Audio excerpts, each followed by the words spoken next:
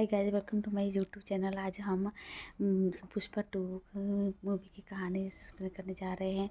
जो इस तरह है, जापान के योकोहामा बंदरगाह पर लाल चंदन की लकड़ी के खेप पहुंच जाती है, जहां कर्मचारी एक कंटेनर के अंदर छिपे पुष्पा को देखकर चौंक जाते हैं। उन पर हमला करता है, माल के पैसे की मांग करता है, लेकिन गोली लगने से वो समुद्र में गिर जाता है, जिससे फ्लैशबैक से शुरू हो जाता है। एसपी भंवर सिंह शेखावत को अपमानित करने के बाद पुष्पा एक सम्मानित तस्कर के रूप में सत्ता में आता है, जबकि शेखावत छिप जाता है और चंदन की बड़ी खेप के पकड़ लेता है। इस बीच पुष्पा आंध्र प्रदेश के मुख्यमंत्री नरसिम्हा रेड्डी से मिलता है, लेकिन राजनीति के प्रतिक्रिया के बचने के लिए उसके साथ एक तस्वीर लेने से मना कर दिया जाता है। जो उसकी वाइफ बोलती है कि मुझे मुख्यमंत्री के साथ आपका फ़ोटो अपने ड्राइंग रूम में टंगना है, इसलिए तुम जा रहे हो उससे मिलने तो एक फ़ोटो खिंचा के लाना।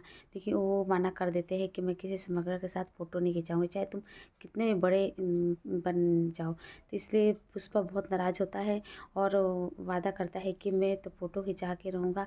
उस समय गुस्सा नहीं दिखाता, लेकिन बाद में वो कहता है कि फ़ोटो खिंचाऊँगा, इसलिए वो मुख्यमंत्री चेंज करने बदलने की कोशिश करता है।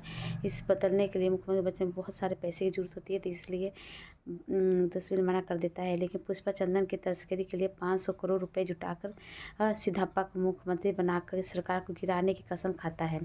पुष्पा केंद्रीय मंत्री कोट्टामा वीरा प्रताप रेड्डी के साथ सौदा करता है और मालदीव में अंतर्राष्ट्रीय खरीदारी की हमी से मिलकर 2000 टन चंदन की लकड़ी 5,000 करोड़ में बेचता है। पुष्पा को सिंडिकेट में कई तस्कर और शामिल हो जाते हैं, लेकिन मंगलमय सीनू को दर्शनीय शेखावत के साथ मिलकर ऑपरेशन को नाकाम करने की साजिश रचते हैं और शेखावत सिंडिकेट के सदस्यों को मार देता है, जिससे बाकी लोग डर जाते हैं और पुष्पा को सीनू के अपने इतने सपने का आगाह करते हैं। लेकिन हालांकि पुष्पा अपने चालों को तरीकों को इस्तेमाल करके चंदन की लकड़ी को चेन्नई से श्रीलंका में उसके अंतिम गंतव्य तक तस्करी करने में कामयाब हो जाते हैं। परिवहन के दौरान शेखावत सभी ट्रकों को पकड़ लेता है और उन्हें गोली मार देता है, जिससे ड्राइवर तो भागने मजबूर होना पड़ता है। मीडिया छापे के लिए शेखावत को प्रशंसा करते हैं, लेकिन शीनू को पता चलता है कि लोड चंदन नहीं बल्कि सिड्रा था, एक लकड़ी जो लाल चंदन की तरह होती है, लेकिन उसका कोई बाजार में मूल्य नहीं होता है। पुष्पा के वास्तविक लोड के साथ बैलगाड़ी बनाई और इसे चेन्नई में ले गया,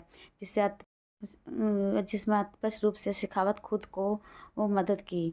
शेखावत के आखिरकार रामेश्वर तक माल को ट्रैक करने की अनुमति मिल जाती है, लेकिन उसे इस भारतीय श्रीलंका सीमा पार करने में पहले पकड़ने को जला के भी फिर रहता है। क्रोधित होकर भंडारण सतह को जला देता है और ऐसा लगता है कि वो आग में जलकर मर गया है। इसी बीच शेरवली को पता चलता है गर्भवती है, जिसमें वो खुशी के मारे पुष्पा काली माता का अभेष धारण कर लेता है और नाचता है।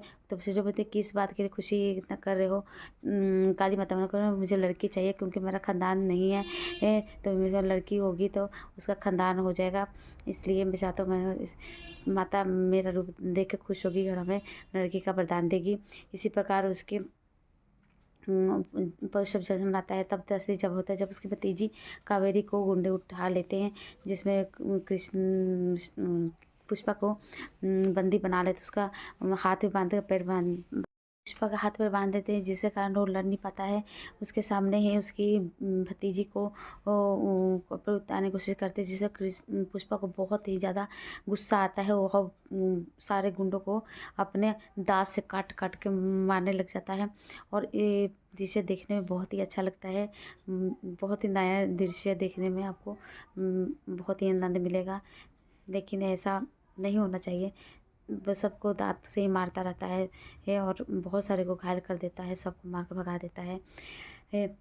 भतीजी कावेरी उसको के दौरान हमला किया जाता है और बाद में वीर प्रताप रेड्डी की भतीजी बुग्गी रेड्डी को उसका अपहरण कर ले जाता है। पुष्पा उसे बचाता है, बुग्गी उसके गिरोह को मार देता है और उसके मुख्यमंत्री के बुग्गी को भी मार देता है, जो उसका भाई होता है, और अलग परिवार के साथ सुलह करता है। उसके जो परिवार होते हैं पुष्पा को मान लेते हैं और कावेरी की शादी होती है, उसके कार्ड पे अपना नाम कृष्ण पुष्पा के छपाता है, तो बहुत खुश होते हैं दोनों। परिवार में जश्न मनाते हैं और इस तरह शादी की तैयारी होती है। लेकिन जो मुख्यमंत्री होता है उसके बहुत जिसके भाई को मारा होता है पुष्पा बहुत ही ज़्यादा दुखी रहते हैं और शादी में एक बम फिट करते हैं और उसमें शादी दिखाया गया है कि शादी में कि बम उड़ा देते हैं और पुष्पा 3 का इंतज़ार करना पड़ता है कि अब पुष्पा 3 में क्या होगा। इस तरह पुष्पा मर जाता है। पुष्पा फिल्म तो अच्छी है, बहुत ही अच्छी है, लेकिन ऐसा नहीं होता है कि है तो स्मगलर की फ़िल्म है, तो फिर बहुत ही अच्छी तरह से बनाया गया, जाके देखिए। और मेरे यूट्यूब चैनल को लाइक सब्सक्राइब करिएगा, कमेंट करिएगा और मैं इस तरह करूँ अब मैं एक्सप्लेन करती रहूँ स्टोरी मूवी का।